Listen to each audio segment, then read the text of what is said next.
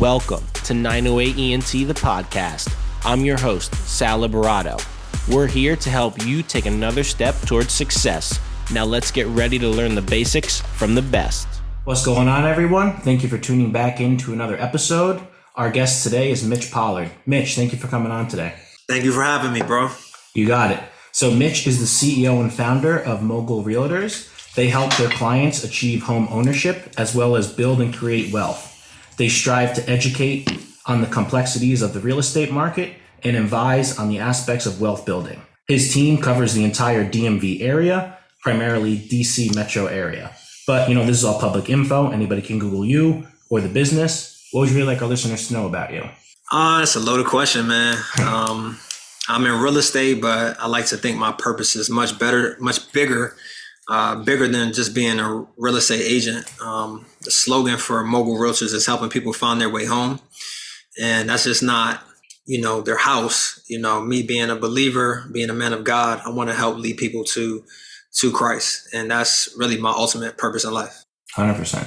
That's awesome. So just to get started, I always like to ask everybody, what are the three simplest things that lead to success? Well, I think it depends on how you define success. I think a lot of people have different definitions for success. I like to think of success as peace of mind, knowing that you're doing what you're supposed to be doing, knowing that you're operating in your purpose. So just with that, I would say number one is, understanding God's word is definitely a key to success. That's been definitely one of my keys to success. Number two, I would say knowing your purpose in life. Like if you don't know what you're here for, then it's really hard to define if you're making strides towards, your goals. And then number three, I would say personal development, like really striving to continue to grow and progress. I heard somebody say, happiness is progression. And if you're making progress, then you can find happiness. And a bonus one I would throw in there too, Sal, is there you go. Investing your time and effort into other people. Mm-hmm. You can't just live for yourself. If you had all the money in the world, everything you wanted, but you was on a deserted island by yourself, you'd be miserable. Mm-hmm. So it's not the material things, it's really the relationships. So yeah, 100%. I like the bonus one, especially like in real estate. I feel like you definitely get to do that because it's people's biggest purchase or biggest decision in their life. So just having somebody they can trust is definitely helpful. Absolutely. So can you share a moment or experience that inspired you to get into real estate? Yeah, I know the exact moment. So this was me. So you and I went to college. I don't know if people are going to have the background story about how we met, but we went to college together. We went to Monmouth, and I was an athlete. We both were athletes, played football. And when I got out of college, I had a really hard time finding my identity. And, that led me to going on a search and trying to figure out who I was, and started reading books. And I read a book on real estate investing. So I was at the point where I was like, man, I got to figure this thing out. I've always had an entrepreneurial mind, a leadership mind, and I know I didn't want to work for anybody. Mm-hmm. So I've read a book called The ABCs of Real Estate Investing. And in the book, it told me that I had to, if I wanted to close a wholesale deal, which is pretty much playing the middleman in a real estate transaction, I would need to go to an auction, meet an investor. I could find deals on Craigslist. And I did exactly what the book said. And I read the book, and then like weeks later, I closed my first wholesale deal. Wow. And I made $7,000. And that was the most money I've ever made in my life. I think I was like 24. Mm-hmm. And I was like, all right, I think I'm gonna stick with real estate. So that was the moment that definitely inspired me to be in real estate. That's awesome. Good book, I guess, if anybody's trying to get into real estate. What was it called again? The ABCs of real estate investing. Yeah. That's awesome. So can you share a lesson that you've learned from that's helped you get to where you are today, whether that was kind of just figuring out your way or getting into real estate?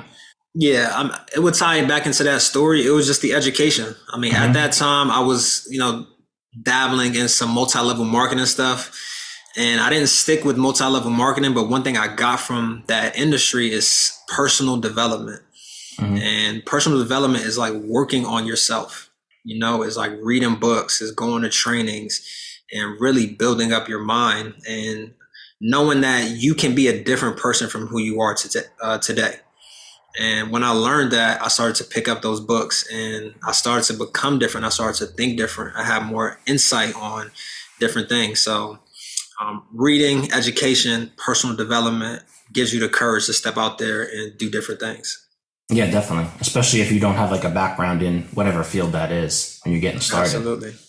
Yeah. So you have any like favorite quote, mottos, mantras, anything you use within the group or you just use personally? Yeah, man. So I could rattle off a ton of different like scriptures really that I really lean on. And one of them in particular is Proverbs 16:3, where it says, commit your works to God and he will establish your plans.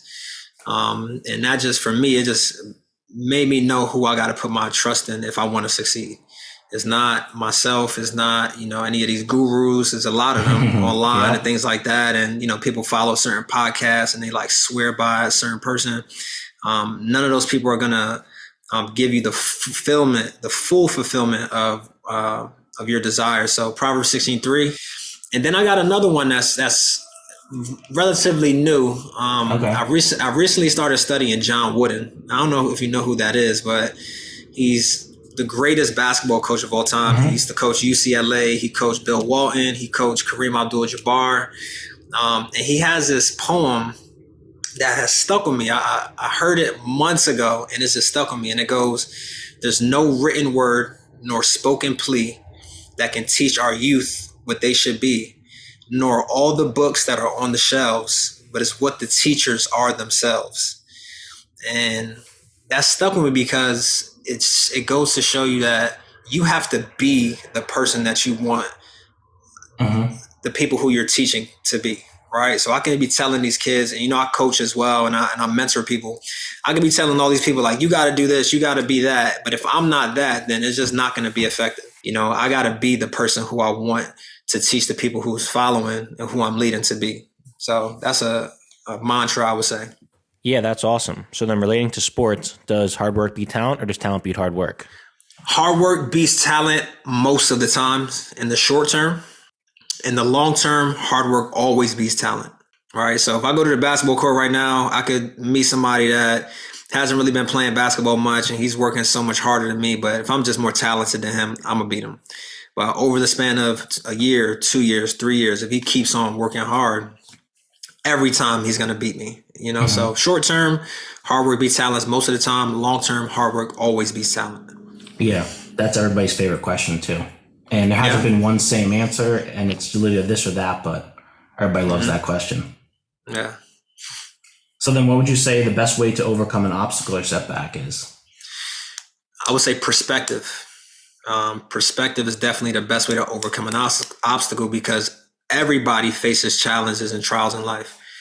All right. But it just depends on how you look at it. One person could, it could start raining and one person's like, man, this is terrible. Another person, it could start raining. He'd be like, man, this is the perfect day to get out and do some work. Nobody else is working, so just the perspective is a good scripture I like in the book of James in the Bible. It says, consider it joy when you face different trials because it's building up your character. It's building up your perseverance.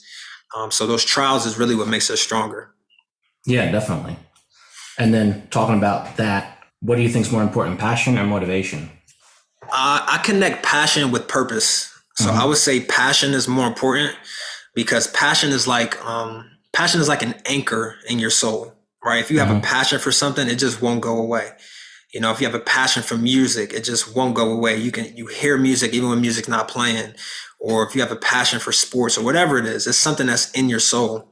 And motivation is also important, but motivation doesn't last. Like I can YouTube motivational videos for my workout and I'll be motivated. And by the time I get home, I'm like back lazy, so motivation doesn't last, but passion is something that sticks with you for a long time. Yeah. I mean, a lot of people have said that too. Like you can go watch this video, listen to this song, get all hype, and then it's just not there anymore. Exactly. But you need motivation. Sometimes you need motivation. 100%. I'm just saying that point. A lot of people have brought that up. So that's awesome that you said that. Yeah. Yeah, definitely. But like you said, passion is definitely where you're going to get that. But having the best of both worlds is having both of them together, obviously. Absolutely. And something I also heard was when you're motivated, that's the best time to get started with something. When you feel that motivation, like build that momentum off of that motivation and keep that thing going. Yeah, definitely. So then you touched on it before about the one book, but how do you continue to stay updated, whether that's in the real estate market or business? Different books, trainings, podcasts, videos, events. Yeah, all of the above, man. Yeah. I'm addicted to learning. Like I just have this curiosity to just figure things out. I like to study history. I like to study psychology. Obviously study business. I go to different business trainings, leadership trainings, reading, audiobooks, podcasts, just anything I can learn. I'm always trying to just gain more insight, more wisdom. And then of course, studying the Bible is like top of the line, especially the book of Proverbs. If you haven't read Proverbs, it's like every self-help book that's out there, every motivational speaker, they get all this, and they may not know this, but they're getting everything from Proverbs. Like somebody got it from Proverbs and they just like recycled it. And then now they're just saying the same thing in a different verbiage. Yeah, 100%. So then any other books that you can maybe recommend to anybody that's just getting started out, whether the business or in real estate? Yeah, I would say anybody real estate, I would say Rich Dad, Poor Dad.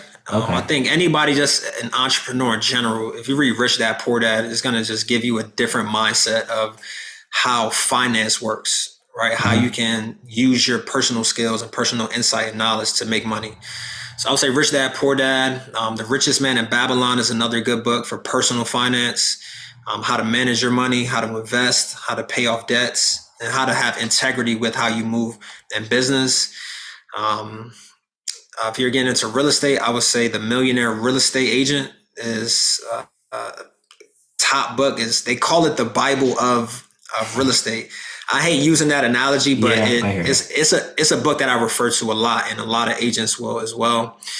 I would say those three for anybody that's looking to get started. And if anybody wants to reach out to me, a listener wants to reach out, I got a ton of different books and resources that if you really want to grow and lock in, I can connect you to. Yeah, definitely. And then what's something that you're grateful for that's contributed to your success today? I would say a personal relationship with God, bro. And I know we several questions in, but that's been the key to my success, is understanding that God is not an impersonal force, but he's actually a person. Like he has a character and personality, and he desires a relationship with you. And when I figured that out and I really started to dive into the word and learn that's just been a game changer. Yeah, definitely. And then any first steps you would give to anybody that's looking to either do their first real estate transaction or maybe looking to go from renting to buying a house? Yeah, contact me. There you go. That's the first step. And I say that humbly because, my team and I, we put in a lot of work to educate home buyers, and to educate investors. And we have a lot of resources that we spent hours and hours on to make it simple for anybody that's interested in buying a home. There's a lot of information out there that can confuse people. And, with people trying to get clicks and clickbaits and they want to get views and things like that, they say a lot of things without context. So anybody that's interested in buying their first home or getting into the real estate game, you can reach out to us and we can give you the sober facts and the real facts on what's going on. Yeah, definitely. That's great. And then as we come to a close here, what's one final piece of advice you would give our listeners to help them take another step towards success?